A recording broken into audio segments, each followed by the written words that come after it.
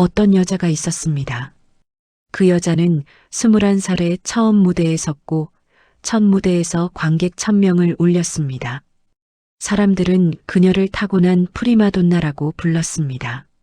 로미오와 줄리엣, 오페라의 유령, 시카고. 그녀가 선 무대는 모두 전성매진이었고 그녀의 이름 석 자만으로 티켓이 팔리던 시절이 있었습니다. 그녀의 이름은 백서영. 대한민국 뮤지컬계의 전설이었습니다. 그런 그녀가 38, 한창 전성기에 돌연 은퇴를 선언했습니다. 이유는 단 하나, 남편 조연태의 제안 때문이었습니다. 내가 무대에 서는 것보다 무대를 만드는 게 더 큰 일이라고, 자기가 재단을 세울 테니 내가 프로듀서가 되라고, 둘이 합치면 한국 뮤지컬계를 바꿀 수 있다고. 그 말을 믿었습니다. 아니, 믿고 싶었는지도 모릅니다. 사랑하는 남편이 그려주는 더 큰 그림. 무대 위에서 혼자 빛나는 것보다 함께 무대를 만드는 것이 더 아름다울 거라고 생각했습니다. 서영은 마이크를 내려놓았습니다. 그리고 프로듀서석에 앉았습니다. 그로부터 8년. 서영이 만든 작품은 5편 연속 흥행에 성공했고 현태문화재단은 국내 최고의 공연예술 후원 기관이 되었습니다. 겉으로 보기에 이 부부는 완벽했습니다. 남편은 문화계의 거물, 아내는 히트작 제조기. 세상은 이 부부를 공연예술계의 모범 커플이라 불렀습니다. 하지만 완벽한 무대 뒤에는 항상 보이지 않는 것들이 있습니다. 조명이 닿지 않는 어둠, 관객이 모르는 균열, 박수 소리에 묻히는 침묵. 서영의 삶에도 그런 것이 있었습니다. 다만 그녀는 아직 그것을 모르고 있었을 뿐입니다. 이야기는 5번째 히트작 뮤지컬 황후의 노래 커튼콜이 끝나던 밤부터 시작됩니다. 제1장 무대 뒤의 시선. 그날 밤 황후의 노래 공연은 기립박수 3번을 받았습니다. 서영은 프로듀서석에서 모니터를 바라보며 이막 앙상블 전환이 0.5초 늦었다는 메모를 적고 있었습니다. 조연출 최유진이 흥분한 얼굴로 다가와 역대급 관객 반응이라고 말했지만 서영은 내일 리허설에서 수정하라는 지시만 내렸습니다. 이것이 백서영이라는 사람이었습니다. 감정을 드러내지 않는 여자, 완벽을 추구하되 완벽에 감동하지 않는 여자. 무대 위에서 1000번을 울었지만 무대 밖에서는 한 번도 울지 않았던 여자. 서영이 무대 뒤 복도를 걸을 때였습니다. 벽에는 과거 공연 포스터들이 나란히 걸려 있었습니다. 23의 줄리엣, 27의 크리스틴, 32의 록시 하트. 전부 서영이었습니다. 서영의 시선이 20대의 자기 사진 앞에서 잠시 멈추었습니다. 한때 저 조명 아래가 세상의 전부였던 시절. 하지만 서영은 고개를 돌렸고 VIP 라운지로 향했습니다. 라운지에서는 남편 현태가 와인잔을 들고 문학계 인사들과 환담 중이었습니다. 현태는 늘 그랬습니다. 목소리는 나직하지만 방 전체를 장악하는 사람. 서영이 들어서자 현태는 미소를 지으며 와인잔을 건넸습니다. 오늘도 대단했다고, 역시 서영이라고. 서영은 웃으며 받아들었지만 그 미소가 눈까지 닿지는 않았습니다. 바로 그 순간이었습니다. 서영의 시선이 라운지 구석을 스쳤습니다. 재단 산하 극단의 신인 배우 김나율이 스태프와 이야기를 나누고 있었는데 나율의 시선이 현태를 향하고 있었습니다. 아주 짧은 그러나 분명한 미소. 현태는 그 시선을 의식한 듯 무의식적으로 넥타이를 만졌습니다.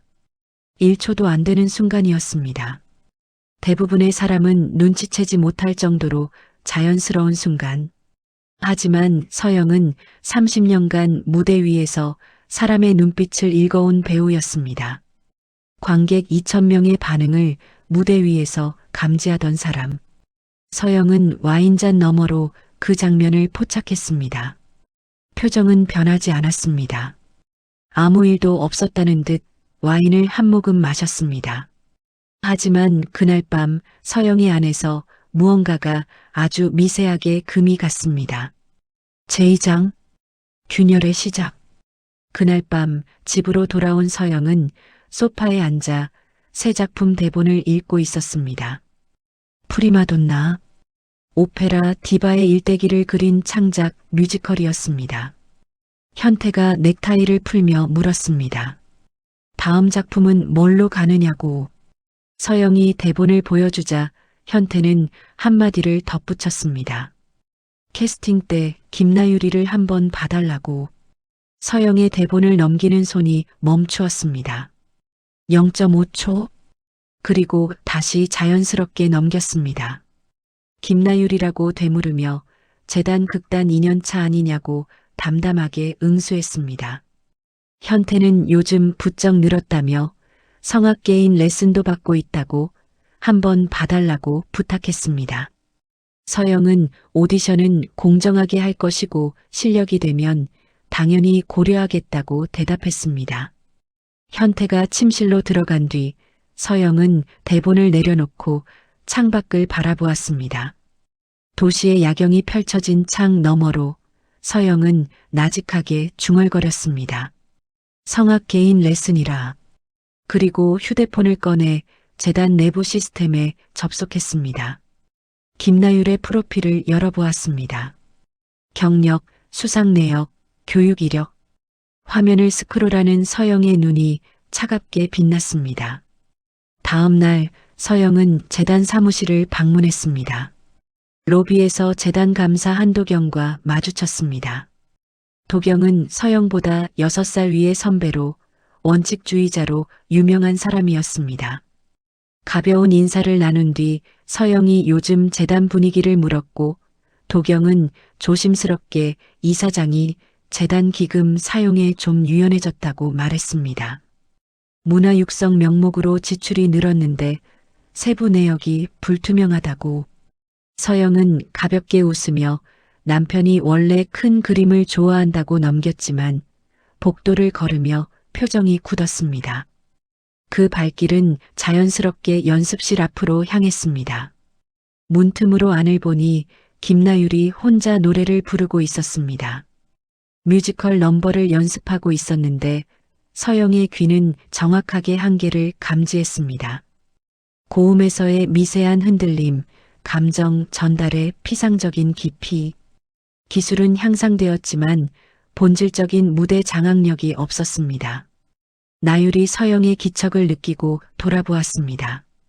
밝은 표정으로 인사하며 프리마돈나 오디션을 준비하고 있다고 말했습니다. 서영은 미소를 지으며 연습실 안으로 들어갔습니다. 방금 노래에서 2절 후반 브릿지의 호흡이 끊기던데 성악 레슨은 잘 되고 있느냐고 물었습니다. 나율의 표정이 미세하게 경직되었습니다. 이탈리아에서 온 마에스트로에게 배우고 있다고 이사장님이 소개해 주셨고 재단 육성 프로그램이라고 답했습니다. 서영은 남편이 너의 실력이 많이 늘었다고 칭찬하더라며 부드럽게 웃었습니다. 나율은 서영의 눈을 보지 못하고 고개를 살짝 숙였습니다. 서영은 연습실을 나와 차에 올라탔습니다. 그리고 오랜 동료이자 뮤지컬 음악감독 오정민에게 전화를 걸었습니다.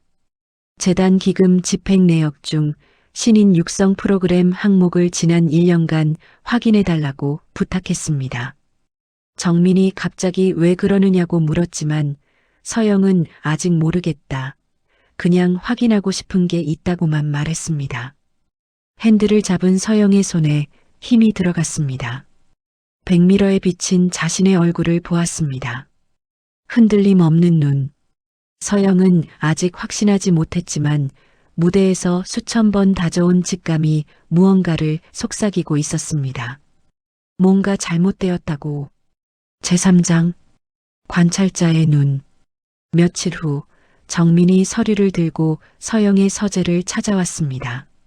지난 1년간 신인 육성 프로그램 명목으로 집행된 금액은 3억 2천만 원. 그중 김나율 단독 지원이 2억 1천만 원이었습니다. 성악 개인 레슨, 보컬 아카데미, 체형 교정, 피부과, 성형외과 컨설팅, 해외 마스터 클래스 참가비, 나머지 7명의 신인을 합쳐도 1억 1천. 나율 혼자 전체의 65%를 쓰고 있었습니다. 서영이 서류를 한 장씩 넘겼습니다. 감정 없는 얼굴이었지만 서류를 잡은 손끝이 하얗게 질려 있었습니다. 정민이 조심스럽게 혹시 현태 씨가 라고 말을 꺼내려 했지만 서영이 말을 잘랐습니다.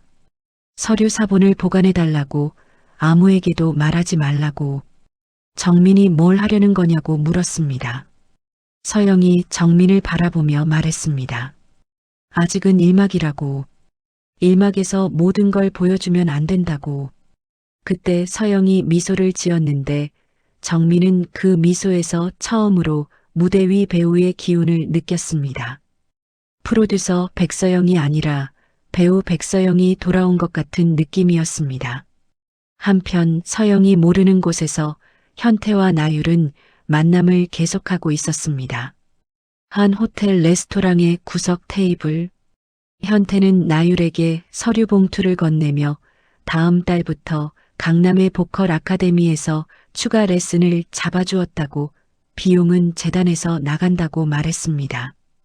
나율이 성형 컨설팅 비용까지 포함된 서류를 보며 너무 많은 것 아니냐고 머뭇거렸지만 현태는 나율의 손을 잡으며 투자라고 생각하라고, 서영이 만드는 프리마돈나에서 내가 주연을 하면 모든 게 달라진다고 말했습니다. 나율이 서영 선배님이 허락하시겠냐고 묻자 현태는 자신만만하게 대답했습니다. 자기가 만든 재단이 후원하는 작품이니 최종 결정은 결국 자기 쪽에서 나온다고. 현태에게 이것은 권력이었습니다. 재단이라는 돈, 작품이라는 무대, 나율이라는 새로움. 그 모든 것을 자기 손으로 움직일 수 있다는 착각. 서영이 만드는 무대 위에 자기가 고른 여자를 올려놓겠다는 오만. 하지만 현태는 한 가지를 잊고 있었습니다.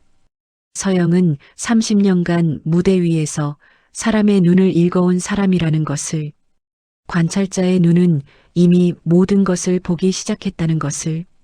제사장, 함정이라는 이름의 캐스팅, 프리마돈나 오디션 날이 왔습니다.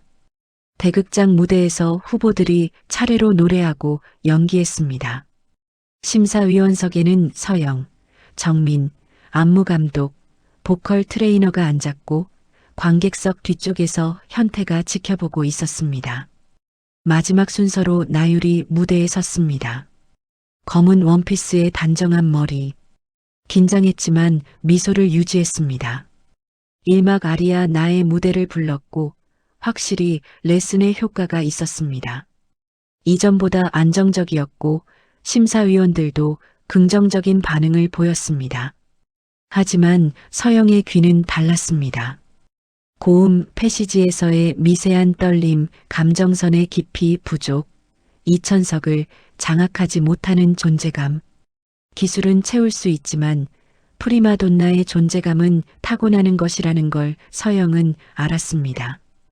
오디션이 끝난 뒤 현태가 다가왔습니다. 어떠냐고, 많이 늘었지 않냐고. 그리고 이번 작품에 나율이 서면 재단 후원을 2배로 늘릴 수 있다고, 이 사회에서 신인 발굴 성과가 필요한 시점이라고 말했습니다. 서영은 현태의 눈을 바라보았습니다. 20년을 함께한 남편의 눈. 그 눈에서 서영은 아내를 보는 남편이 아니라 거래를 제안하는 사업가를 보았습니다. 서영은 알겠다고, 고려해보겠다고 대답했습니다. 차에 올라탄 서영은 핸들에 이마를 대었습니다. 긴 침묵이 흘렀습니다. 그리고 고개를 들었을 때 눈에 물기가 맺혀 있었지만 한 방울도 흘리지 않았습니다. 백미러를 보며 표정을 정돈했습니다. 정민에게 전화를 걸어 나율을 캐스팅하겠다고 말했습니다. 정민이 놀라서 물었습니다. 실력 부족한 거 다 알면서 왜 그러느냐고. 서영이 대답했습니다. 안다고, 그러니까 캐스팅하는 거라고. 무대는 거짓말을 못한다고. 아무리 화려한 의상을 입혀도, 아무리 좋은 조명을 줘도 실력이 없으면 무대가 벗겨낸다고. 내가 벗길 필요가 없다고. 무대가 해줄 거라고. 정민이 위험하지 않겠냐고 물었습니다. 서영은 위험하다고 인정했습니다.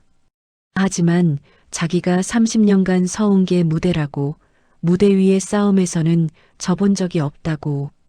거기에 또 하나의 이유가 있었습니다. 나율을 직접 가르치면 나율이 현태에게 무엇을 말하는지, 현태가 나율에게 무엇을 주는지 가장 가까운 거리에서 볼 수 있으니까. 서영은 사냥감 옆에 서는 대신 사냥감을 자기 품으로 끌어들이는 길을 택한 것이었습니다. 제호장 가르치는 자, 지켜보는 자. 캐스팅이 발표된 뒤 서영은 전례 없는 결정을 내렸습니다. 리허설 기간을 4주에서 8주로 늘리고 나율에게 직접 연기 지도를 하겠다고 선언한 것입니다. 제작진이 놀랐지만 서영의 논리는 완벽했습니다. 이 작품에는 자기 이름이 걸려 있으니 주연이 무너지면 자기도 무너진다고. 8주간의 리허설이 시작되었습니다. 서영은 인내심 있게, 부드럽게, 그리고 철저하게 나율을 가르쳤습니다. 발성을 교정하고 대사의 감정을 파고들게 하고 무대 동선을 몸에 익히게 했습니다. 나율이 2절 후반에서 호흡이 끊기면 횡격막을 더 밀라고 지도했고, 대사에서 분노만 느끼겠다는 나율에게 분노 밑에 있는 것이 두려움이라고 알려주었습니다. 나율은 점점 서영에게 마음을 열기 시작했습니다. 쉬는 시간에 물을 마시며 조심스럽게 물었습니다. 오디션에서 1등이 아니었는데 왜 캐스팅했느냐고. 서영이 대답했습니다. 내 눈이 좋았다고. 무대에 서고 싶다는 간절함이 눈에 있었다고. 기술은 가르칠 수 있지만 간절함은 못 가르친다고. 나율의 눈이 촉촉해졌습니다. 정말 열심히 하겠다고 고개를 숙였습니다. 서영이 나율의 어깨를 토닥여 주었습니다. 따뜻한 미소. 하지만 나율이 고개를 숙인 사이 서영의 눈은 냉정하게 변했습니다. 리허설 시간 외에도 서영은 조용히 관찰을 계속했습니다. 조연출 유진에게 나율의 리허설 외 스케줄을 파악해보라고 지시했고, 재단 내부 시스템에서 나율 관련 지출 내역을 날짜별로 스크린샷으로 저장했습니다. 그리고 한도경 감사를 다시 만났습니다. 도경이 건넨 감사 자료에는 더 놀라운 내용이 담겨 있었습니다. 지난 2년간 나율에게 들어간 총 금액이 5억 5천만 원. 신인 육성 프로그램 외에 문화교류 사업, 해외 연수 명목으로 분산 집행된 것까지 합친 금액이었습니다.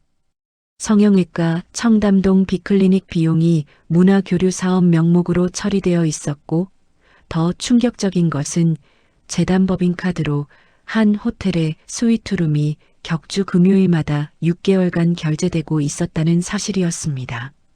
서영이 서류를 넘기는 손이 멈추었습니다. 3초, 다시 넘겼습니다. 도경이 이건 이사회에 보고해야 한다고 했지만 서영은 부탁했습니다.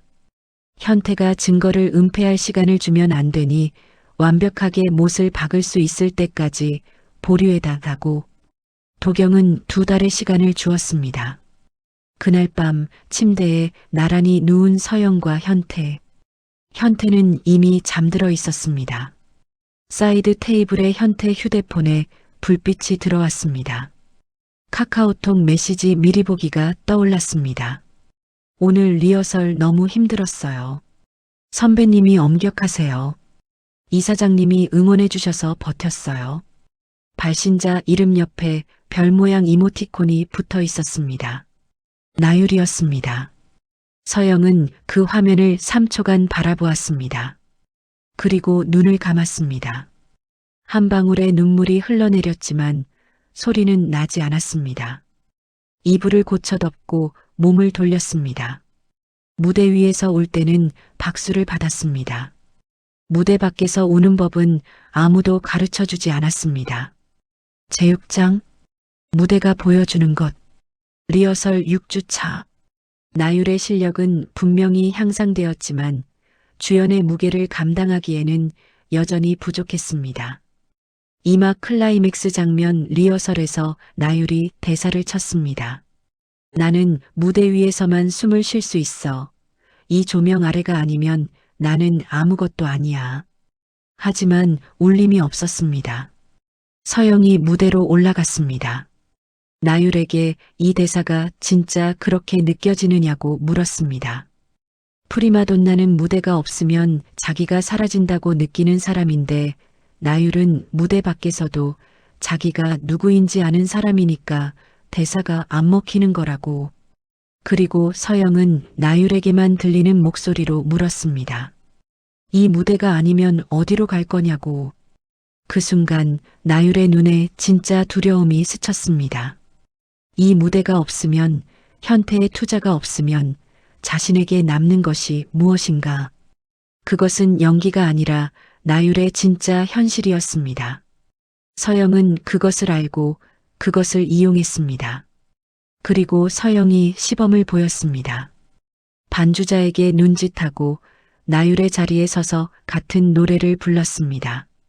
8년간 무대를 떠났던 서영의 목소리가 리허설실을 가득 채웠습니다. 46세의 목소리는 20대의 기교는 없었지만 30년의 세월이 담긴 깊이가 있었습니다. 공기가 바뀌었습니다. 리허설실의 스태프들이 하던 일을 멈추고 서영을 바라보았습니다. 조연출 유진의 눈에 눈물이 맺혔습니다. 노래가 끝나고 정적이 흘렀습니다. 나율이 서영을 바라보았습니다. 경외, 질투, 두려움이 뒤섞인 눈빛. 자신이 결코 도달할 수 없는 영역을 본 사람의 표정이었습니다. 서영은 아무렇지 않게 이런 느낌이라고, 따라할 필요 없이 내 방식으로 찾으면 된다고 말하고 무대에서 내려왔습니다. 하지만 그 짧은 시범은 리허설실에 있던 모든 사람에게 하나의 사실을 각인시켰습니다. 진짜 프리마돈나가 누구인지. 리허설이 끝난 뒤 나율은 화장실에서 현태에게 전화를 걸었습니다. 떨리는 목소리로 못할 것 같다고 서영 선배가 직접 불렀는데 차원이 다르다고 호소했습니다. 현태는 달래듯 서영이 원래 그렇다고, 자기가 최고인 걸 보여주려는 거라고, 프레스콜까지 더 다듬으면 되니 레슨을 추가하고 보컬 코치도 더 붙여주겠다고, 돈은 걱정 말라고 말했습니다. 마침 복도를 지나던 유진이 그 대화를 우연히 들었고 서영에게 보고했습니다. 서영은 듣고 난 뒤 유진에게 이건 내가 들은 거고 남한테 말하면 안 된다고 당부했습니다. 유진이 이사장이 나율에게 돈을 대고 있는 게 정상이냐고 물었지만 서영은 차분하게 말했습니다. 넌 조연출이고 내 일은 무대를 완벽하게 만드는 것이지 무대 밖의 일을 해결하는 게 아니라고. 유진이 나간 뒤 서영은 서재 서랍에서 파일을 꺼냈습니다. 날짜 순으로 정리된 증거들, 재단 기금 내역, 나율의 레슨 스케줄, 현태의 카드 사용 내역, 호텔 결제 기록. 서영은 새로운 메모를 추가했습니다. 나율이 현태에게 전화한 사실, 돈은 걱정 말라는 현태의 발언, 추가 지출이 예상된다는 것. 파일이 점점 두꺼워지고 있었습니다. 서영은 벽에 걸린 프리마돈나 포스터를 바라보았습니다. 아직 배우 사진이 들어가지 않은 실루엣만 있는 포스터. 그 실루엣이 과연 누구의 것이 될지 이 시점에서 서영은 이미 알고 있었는지도 모릅니다. 제7장 폭풍전야. 재단 정기 이사회가 열렸습니다. 도경이 감사보고를 하며 몇 가지 항목에서 세부 증빙이 미비하다고 지적했습니다. 신인 육성 프로그램과 해외 문화 교류 사업이었습니다. 현태는 여유롭게 투명한 운영이 최우선이니 바로 보완하겠다고 응수했습니다. 하지만 이사회가 끝난 뒤 현태의 여유는 사라졌습니다. 복도에서 측근 박태식 이사를 붙잡고 신인 육성 프로그램 집행 서류 중 김나율 관련 건을 다른 신인들 이름으로 분산시켜 재정리하라고 지시했습니다. 태식이 감사가 이미 봤으면 어떡하느냐고 불안해했지만 현태는 차가운 눈으로 그러니까 빨리 하라고 다그쳤습니다. 복도 저편에서 서영이 기둥 뒤에 서서 이 장면을 지켜보았습니다. 대화까지는 들리지 않았지만 두 사람의 긴박한 표정을 읽기에는 충분했습니다. 서영은 곧바로 도경에게 전화했습니다. 서류가 조작될 가능성이 있으니 원본을 확보했느냐고 물었고 도경은 이미 별도 보관 중이라고 답했습니다. 모든 준비가 착착 진행되고 있었습니다. 서영은 서재에서 공연 개막일까지의 타임라인을 그렸습니다. 개막 6주 전 프레스콜, 개막 4주 전 이사회 임시 소집 준비, 그리고 개막 당일. 서영은 개막 당일 옆에 물음표를 쓰고 잠시 펜을 멈추었습니다. 프레스콜 날이 왔습니다. 기자들과 평론가들이 객석에 앉았고 현태는 VIP 좌석에서 만족스러운 표정을 지었습니다. 1막의 주요 장면이 공개되었고 나율은 프레스콜용으로 준비된 장면을 비교적 안정적으로 소화했습니다. 하지만 전문가들의 반응은 미묘했습니다. 나쁘지 않지만 백서영의 작품치고는 주연이 약하다는 평가가 속삭임으로 오갔습니다. 기자 간담회에서 한 기자가 물었습니다. 나율의 경력이 짧은데 주연으로 캐스팅한 이유가 무엇이냐고. 서영은 침착하게 대답했습니다. 이 작품은 완성된 디바가 아니라 디바가 되어가는 과정을 그리는 것이고 배우의 성장이 곧 작품의 내러티브라고. 논리적이고 반박하기 어려운 답변이었습니다. 또 다른 기자가 직접 무대에 설 생각은 없느냐고 물었습니다. 서영은 미소를 지으며 무대는 배우의 것이고 자기는 무대를 만드는 사람이라고 답했습니다. 하지만 서영의 속마음은 달랐습니다. 이미 의상실에는 서영의 치수에 맞춘 프리마돈나의 산막 의상이 걸려 있었습니다. 언제 준비한 것인지 아무도 모르는 채로 개막 1주 전 최종 런스루가 진행되었습니다. 나율이 2막 클라이맥스를 연기했습니다. 모든 것을 쏟아부었지만 마지막 고음 파트에서 목이 갈라졌습니다. 나율이 멈추고 눈물을 글썽이며 죄송하다고 말했습니다. 서영이 무대로 올라가 괜찮다고 오늘은 여기까지라고 말했습니다. 그리고 서영은 나율의 어깨를 잡고 나지막하게 말했습니다. 개막일에는 내가 이 무대의 주인이라고. 어떤 일이 있어도 내 무대라고. 나율이 고개를 끄덕이며 눈물을 닦았습니다. 그것은 따뜻한 격려이면서 동시에 작별 인사이기도 했습니다. 개막 3일 전 금요일 밤 현태가 재단 이사들과 저녁 약속이라며 외출했습니다. 서영은 소파에서 대본을 보며 즐거운 저녁 보내라고 말했습니다. 현태가 나간 뒤 서영은 시계를 보았습니다. 금요일, 격주 금요일, 호텔 스위트룸. 서영은 서재로 가서 파일을 마지막으로 확인했습니다. 사본 세 부를 만들었습니다. 한 부는 도경에게, 한 부는 변호사에게, 한 부는 자신의 금고에. 그리고 거울 앞에 섰습니다. 거울 속의 자신을 바라보며 나지막하게 말했습니다. 마지막 리허설은 끝났다고. 이제 본 공연이라고. 제8장 개막. 개막일 저녁 대극장 앞은 화려했습니다. 레드카펫, 카메라 플래시, 문학의 인사들의 행렬. 현태문화재단 이사진 전원이 서영의 초대로 VIP석에 앉았습니다. 한도경도 그 자리에 있었습니다. 백스테이지. 서영이 나율의 분장실을 찾았습니다. 무대 의상을 입은 나율은 창백한 얼굴로 떨고 있었습니다.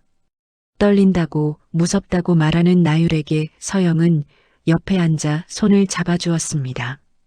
떨리는 게 정상이라고. 무대를 두려워하지 않는 배우는 무대를 사랑하지 않는 거라고. 떨림이 노래가 되는 순간이 올 거라고. 그때까지 버티라고. 나율이 서영의 손을 꽉 잡으며 선배님이 가르쳐 준 것 다 기억하겠다고, 정말 감사하다고 말했습니다. 서영이 미소 지었습니다. 그 미소에는 진심이 담겨 있었습니다. 이 순간만큼은 연기가 아니었습니다. 서영은 나율이라는 배우의 성장을 진심으로 원했고, 동시에 나율을 자신의 각본 안에서 움직이게 하는 모순 속에 있었습니다. 서영이 말했습니다. 가서 빛나라고. 막이 올랐습니다. 1막은 안정적이었습니다. 나율이 오케스트라와 호흡을 맞추고 연기도 리허설보다 나았습니다. 서영은 프로듀서석에서 모니터를 주시했습니다. 인터미션 때 서영은 조용히 백스테이지를 움직였습니다. 음악감독 정민에게 눈짓을 보냈습니다. 2막 클라이맥스에서 백업 트랙을 끄고 라이브 반주만 남기라고. 그리고 의상실에서 프리마돈나의 3막 의상을 자신의 대기실에 걸어두었습니다. 2막이 시작되었습니다. 중반까지 나율은 선전했습니다.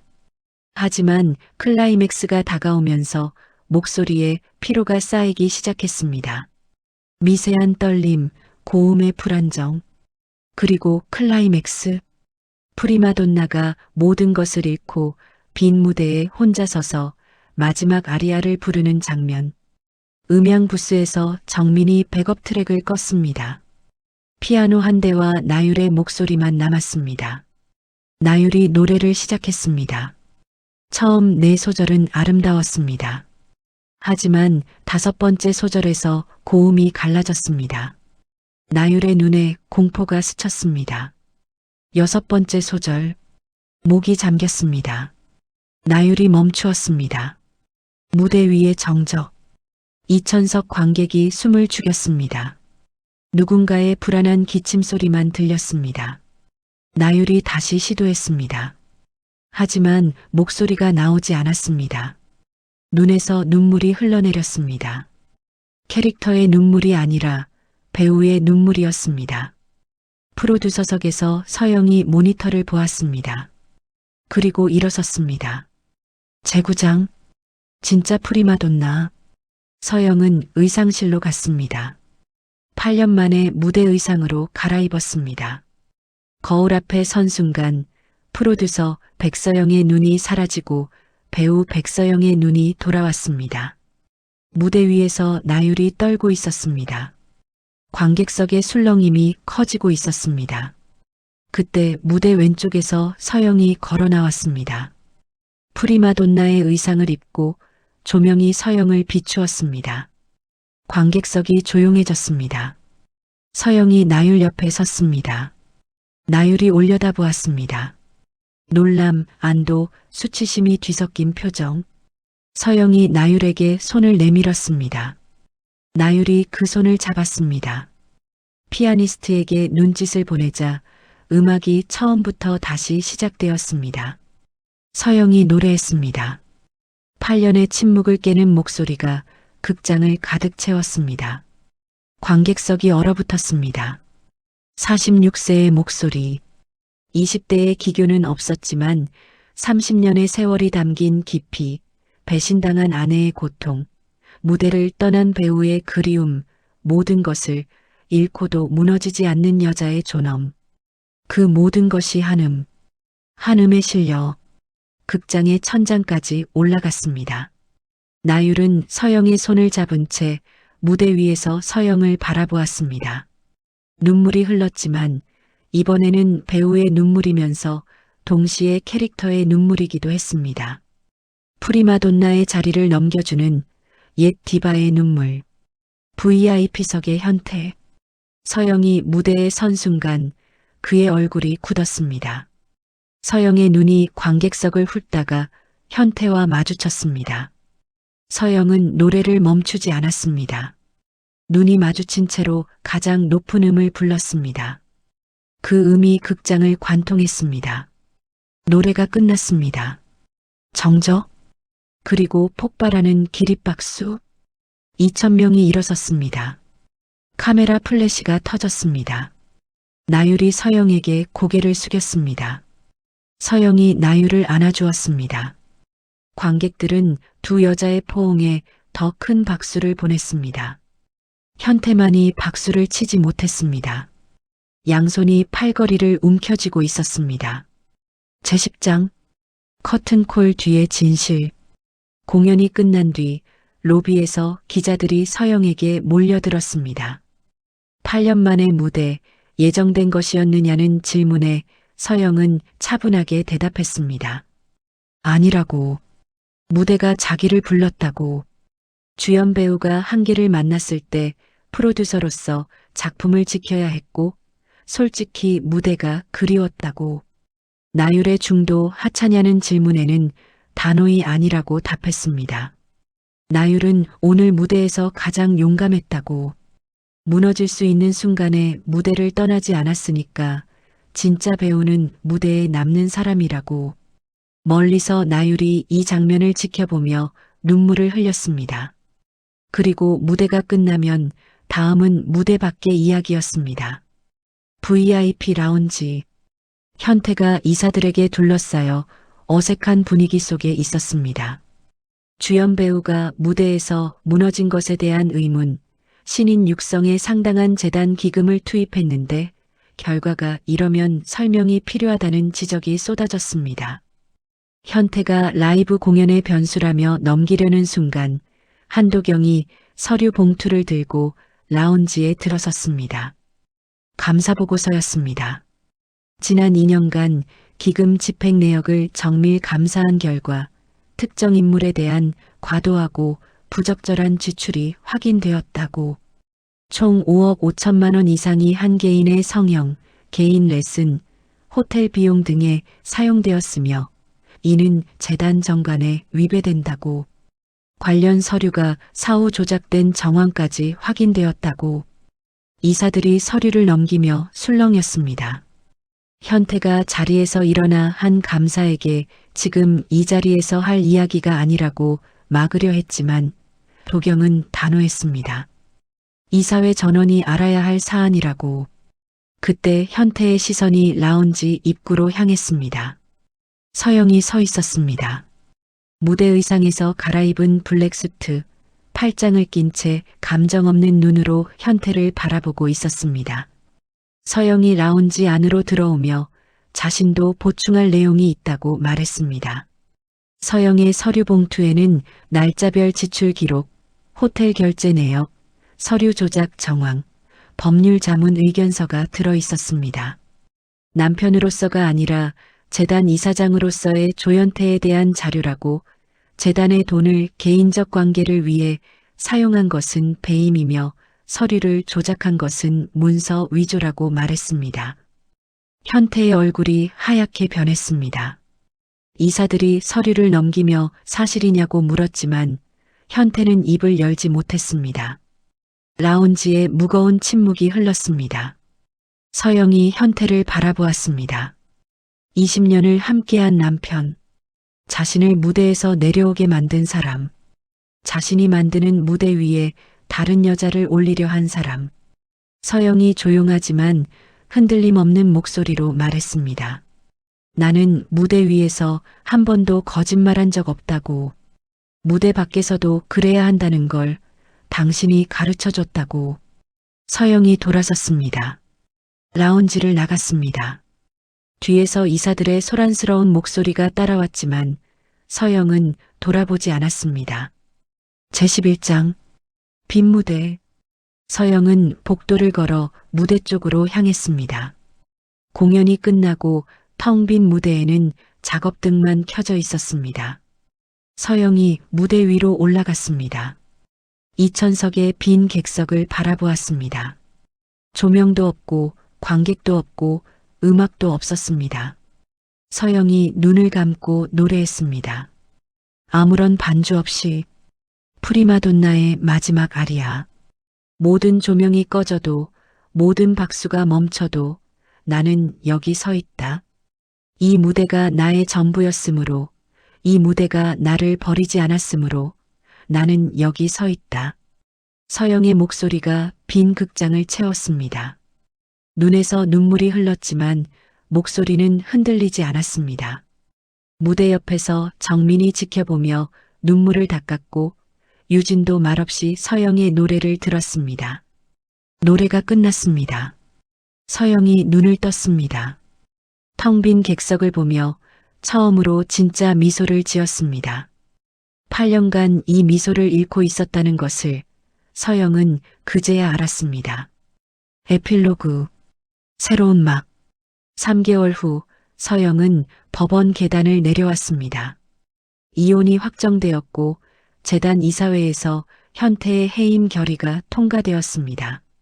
서영은 법원 앞에서 걸음을 멈추고 하늘을 올려다보았습니다.